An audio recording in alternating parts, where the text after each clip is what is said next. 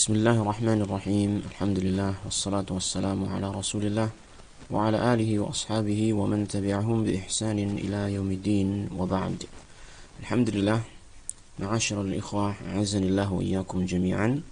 Kita akan melanjutkan pembacaan kitab A'lamus Sunnah Al-Mansyurah li'tiqadi at-ta'ifatin najiyatin mansurah karya Syekh Hafidz bin Ahmad Al-Hakami rahimahullah taala. Dan ini adalah pertemuan yang ke-14 dari silsilah pembacaan kitab ini. Pada pertemuan yang sebelumnya telah kita bacakan beberapa keterangan dari penulis tentang dalil-dalil, di antara sekian banyak dalil yang menunjukkan akan rukun Islam yang 4, yaitu salat, zakat, siam, dan haji. Setelah sebelumnya telah diterangkan juga tentang rukun Islam yang pertama, yaitu 2 kalimat syahadat. Dan juga telah disampaikan kemarin, itu pada pembahasan yang terakhir kemarin, tentang hukum orang yang mengingkari salah satu dari rukun Islam yang 4 tersebut. Maka ditegaskan oleh penulis bahwasanya orang yang mengingkari kewajiban atau dia sombong, tidak mau mengakui rukun yang 4 tersebut, atau sama sekali tidak melaksanakan rukun yang 4 tersebut, maka ditegaskan bahwasanya dia adalah orang yang kafir, sebagaimana pada umumnya orang-orang yang mengingkari, yaitu mendustakan, dan juga orang-orang yang mustakbirin. Nah, kemudian setelah itu beliau memberikan penjelasan selanjutnya tentang ma hukmu man aqarra biha thumma tarakaha li na'i takasulin aw ta'wilin. Apa hukum orang yang telah mengakui rukun-rukun tersebut, kemudian dia meninggalkannya karena semacam rasa malas atau karena adanya takwil. Ya, maksudnya adalah ini kondisi yang kedua bagi orang yang tidak melaksanakan rukun Islam yang 4 tadi. Kalau yang tadi adalah karena dia ingkar atau karena dia istikbar, maka yang kondisi yang kedua ini adalah dia telah mengakui kewajiban rukun Islam tersebut. Dia bukan pula istikbar, tetapi karena adanya rasa malas atau karena ada takwil, maka dia tidak melaksanakan rukun tersebut. Maka beliau ingin menerangkan permasalahan ini. Maka beliau mengatakan, amma salatu faman akharaha an waqtiha bihadhihi sifati fa innahu yustatabu fa in taba wa illa qutila haddan. Adapun ibadah salat, maka barang siapa yang mengakhirkan salat dari waktunya, maksudnya seperti misalnya salat subuh diakhirkan sampai habis waktunya, bihadhihi sifat, dengan bentuk seperti ini, yaitu karena rasa malasnya atau karena takwil tadi, ya, dia melaksanakan salat di luar waktunya sehingga salatnya itu tidak sah, fa innahu yustatabu, maka dia disuruh untuk bertaubat. Fa in taba, kalau dia bertaubat, maka dia tidak diberi hukuman. Wa illa qutila haddan, akan tetapi seandainya tidak mau bertaubat, maka dia dihukum bunuh sebagai hukuman hadd. Kalimat ini, ma'asyiral ikhwah, azanillahu iyyakum, dia dibunuh dengan hukuman hadd, menunjukkan kalau penulis lebih cenderung kepada pendapat yang menyatakan bahwasanya orang yang meninggalkan salat dengan karena rasa malas, maka dia tidak dihukumi kafir. Karena istilah qutila haddan, dihukum bunuh dengan sebagai hadd, sebagai hukuman had, maka ini adalah istilah bagi orang-orang yang masih muslim. Liqaulihi ta'ala, berdasarkan firman Allah Ta'ala, fa in tabu wa aqamus salata wa atawuz zakata fakhallu sabilahum. Apabila mereka bertaubat dan mendirikan salat, menegakkan salat dan menunaikan zakat, fakhallu sabilahum, maka biarkanlah jalan mereka, tinggalkanlah jalan mereka. Artinya biarkanlah mereka dan tidak perlu dihukum, ya, apabila mereka mau melaksanakan salat. Ya, maka ayat ini menunjukkan bahwasanya orang yang mau melaksanakan salat, menegakkan salat dan juga menunaikan zakat, maka mereka lepas dari hukuman.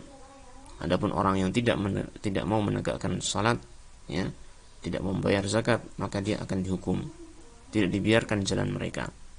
Demikian pula hadis, wa hadithu umirtu an uqatilan nas, aw hadithi umirtu an uqatilan nasa. Dan juga berdasarkan atau karena hadis Sabda Nabi sallallahu alaihi wasallam, "Umirtu an uqatilan nasa." Aku diperintahkan untuk memerangi manusia.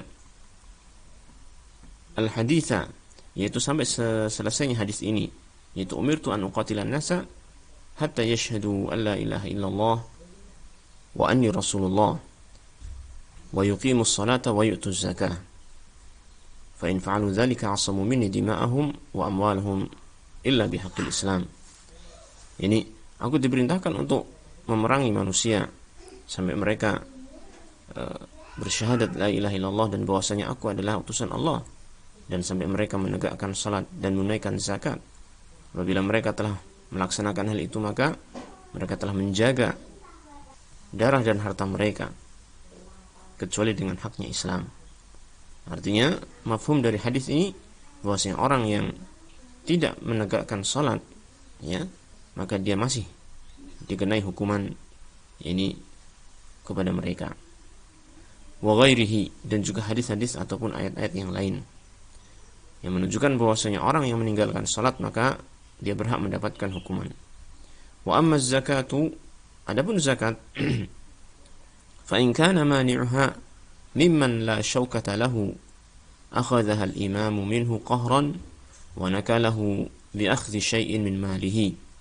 Adapun zakat, apabila orang yang tidak membayarkan zakat itu termasuk orang yang tidak memiliki kekuatan, maka imam penguasa kaum muslimin mengambil hartanya, mengambil harta zakat tersebut darinya qahron, dengan paksa. Karena ini merupakan haknya Islam, ya kan? Haknya agama Islam.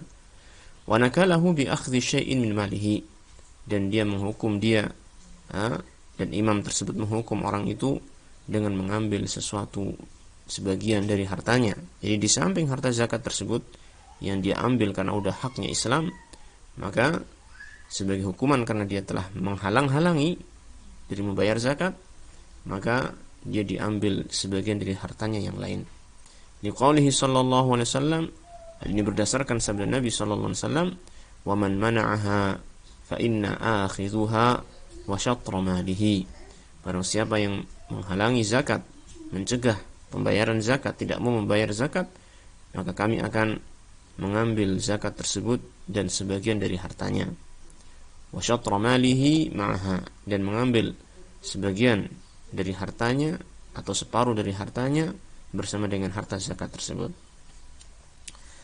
Al-haditha, sampai akhir hadis. Wa in kanu jama'atan wa lahum syaukatun wajaba 'ala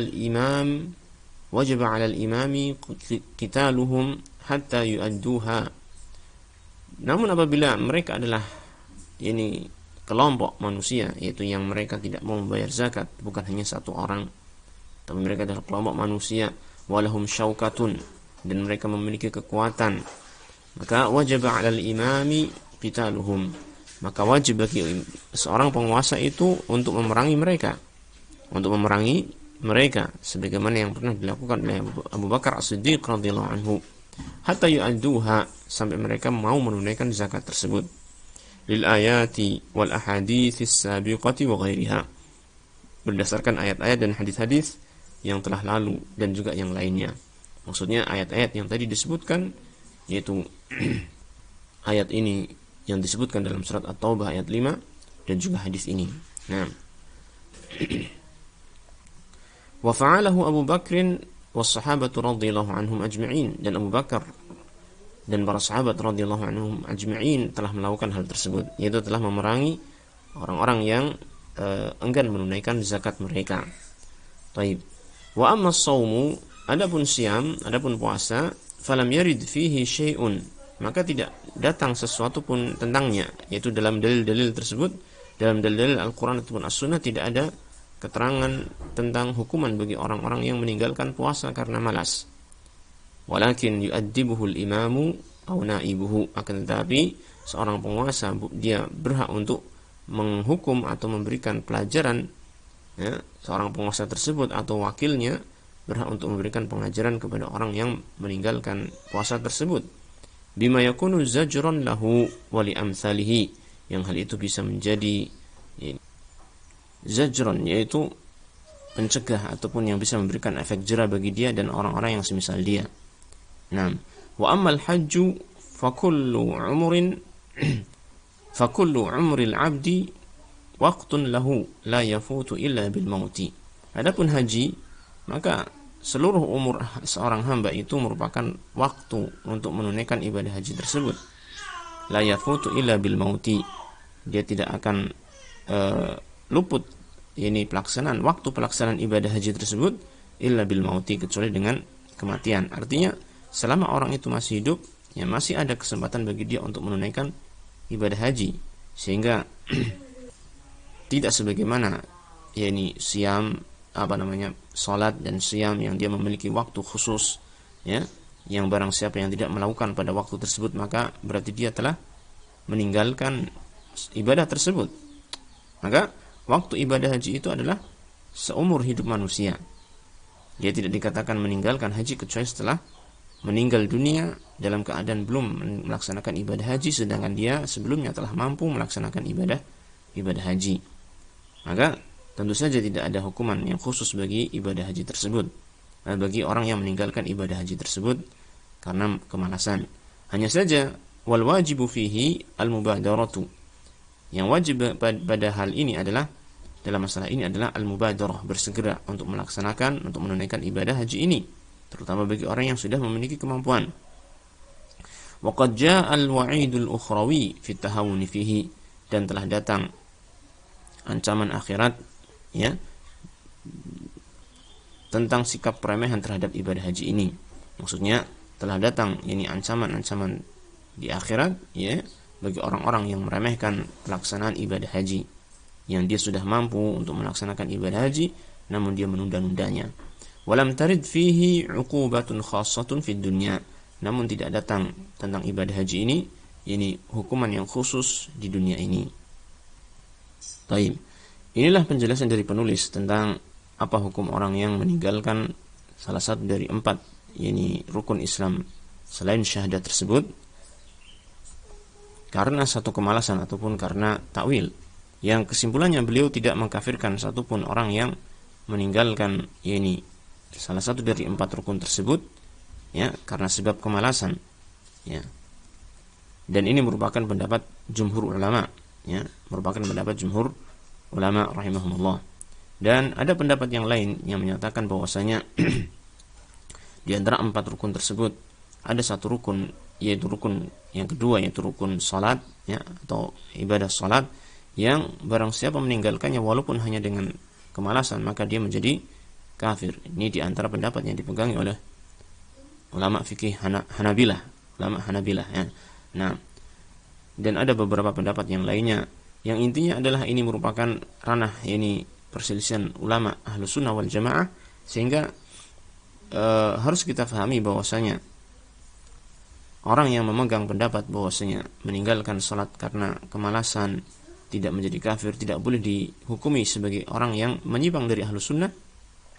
Demikian pula sebaliknya, orang yang mengambil pendapat bahwasanya orang yang memegang pendapat meninggalkan salat dengan kemalasan itu menjadi kafir walaupun hanya 1 kali, ini juga salah satu pendapat Ahlus Sunnah wal Jamaah, sehingga tidak boleh orang tersebut dikeluarkan dari ruang lingkup Ahlus Sunnah wal Jamaah selama dia pondasi akidahnya, pondasi manhajnya adalah benar-benar orang yang berada di atas manhaj Ahlus Sunnah wal Jamaah. Baik. Kemudian setelah beliau menjelaskan ini, maka beliau mencukupkan dari penjelasan tentang tingkatan atau martabah dinil Islam yang pertama, yaitu al-Islam. Kemudian beliau beralih kepada penjelasan tentang martabat yang kedua dari maratib dinil Islam, yaitu al-iman. Maka beliau mengatakan, ma huwal iman? Apa itu iman? Beliau mengatakan, al-imanu qaulun wa amalun. Qaulul qalbi wal lisani wa amalul qalbi wal lisani wal jawarihi. Wa yazidu bil ta'ati wa yanqusu bil ma'siyati wa yatafadalu ahluhu fihi. Beliau pertama kali menerangkan tentang definisi iman, dan ini merupakan penjelasan yang sangat penting untuk kita fahami tentang hakikat iman ini, karena banyak di antara kelompok-kelompok yakni dalam Islam yang mereka menyimpang dalam pemahaman masalah iman ini, sehingga mereka memiliki pendapat-pendapat yang keliru dan banyak penyimpangan-penyimpangan di dalamnya. Seperti yakni pendapat-pendapat orang-orang Khawarij, orang-orang Mu'tazilah, orang-orang Murji'ah, dan kelompok-kelompok yang semisal dengan mereka ini. Penyimpangan utama mereka adalah dalam masalah pemahaman tentang hakikat iman. Maka sangat penting sekali bagi kita untuk memahami apa itu iman sesungguhnya. Baik, maka beliau bertanya, ma huwal iman? Apa itu iman? Beliau mengatakan, al-imanu qaulun wa amalun. Secara ringkas, iman itu adalah perkataan dan perbuatan. Dan definisi seperti ini telah diriwayatkan dari banyak kaum salaf terdahulu, ya, para ulama terdahulu. Mereka mengatakan al-imanu qaulun wa amalun, sebagaimana disebutkan dalam Sahih Bukhari dan juga yang lainnya. Nah, iman adalah ucapan dan perbuatan. Ini secara ringkas. Akan tetapi dari kalimat yang ringkas ini mengandung rincian makna yang harus kita fahami. Maka beliau mengatakan qaulul qalbi wal lisani wa amalul qalbi wal lisani wal jawarihi. Ya. Yang dimaksud dengan qaulun wa amalun adalah qaulul qalbi wal lisan. Qaul itu adalah ucapan hati dan lisan. Qaulul qalbi wal lisan. Di mana yang dimaksud dengan qaulul qalbi, ucapan hati, itu adalah at-tasdiq. At-tasdiq yaitu pembenaran dalam hati. Di antaranya itu. Dan qaulul lisan adalah al-iqrar, pengakuan terhadap apa yang dalam hati tersebut, dan juga ibadah-ibadah lisan yang lainnya. Nah, wa amalul qalbi wal lisani wal jawarih, dan termasuk bagian dari iman adalah amalan yang dia mencakup amalan hati, amalan lisan, dan amalan anggota badan. Nah, amalan hati contohnya adalah seperti mencintai Allah dan Rasulnya sallallahu alaihi wasallam, bertawakal kepada Allah, memiliki rasa takut dan harap kepada Allah Subhanahu wa taala, dan lain sebagainya di antara amalan-amalan hati. Adapun amalan lisan seperti misalnya membaca Al-Qur'anul Karim dan lain sebagian di antara amalan-amalan yang dilakukan oleh lisan, termasuk di antaranya salat. Salat di sana ada amalan lisan, ya kan? Kemudian amalan jawarih, amalul jawarih yaitu amalan anggota badan, maka ini sudah ma'ruf bagi kita, seperti misalkan ibadah salat, ibadah siyam, dan lain sebagainya. Ini semua adalah merupakan bagian dari iman. Semuanya merupakan bagian dari iman. Wa yazidu bit ta'ati wa yanqusu bil ma'siyati. Dan iman itu bertambah dengan ketaatan, wa yanqusu bil ma'siyati, dan dia berkurang dengan kemaksiatan. Yang mana setelah kita mengetahui tadi bahwasanya iman itu mencakup hati, lisan, dan anggota badan, maka demikian pula ketaatan dan kemaksiatan itu mencakup lisan, hati, dan anggota badan. Sehingga ketaatan hati, lisan, dan anggota badan itu bisa menambah keimanan, dan sebaliknya kemaksiatan hati, lisan, dan anggota badan itu bisa mengurangi keimanan. Wa yatafadalu ahluhu fihi, dan orang-orang yang memiliki iman itu yatafadalu, ini berbeda-beda tingkatan mereka, keutamaan mereka fihi, di dalam keimanan. Artinya tidaklah sama keimanan orang yang seperti derajatnya para sahabat radhiyallahu anhum ajma'in dengan keimanan orang-orang yang seperti orang yang yang hidup pada zaman kita sekarang ini. Tidak pula sama antara orang-orang yang taat kepada Allah Ta'ala dengan orang-orang yang banyak maksiat kepada Allah Subhanahu wa Ta'ala. Artinya kaum muslimin, kaum mukminin, orang-orang yang beriman itu tidak berada pada satu tingkatan yang sama, tetapi mereka berbeda-beda tingkatannya, ya sesuai dengan ketaatan mereka kepada Allah Tabaraka wa Ta'ala.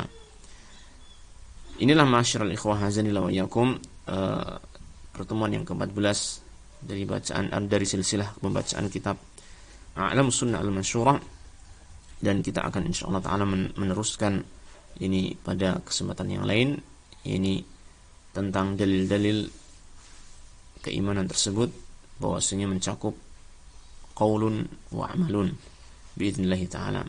Wa sallallahu wasallam ala nabiyyina Muhammadin wa ala alihi wa sahbihi ajma'in walhamdulillahi rabbil alamin.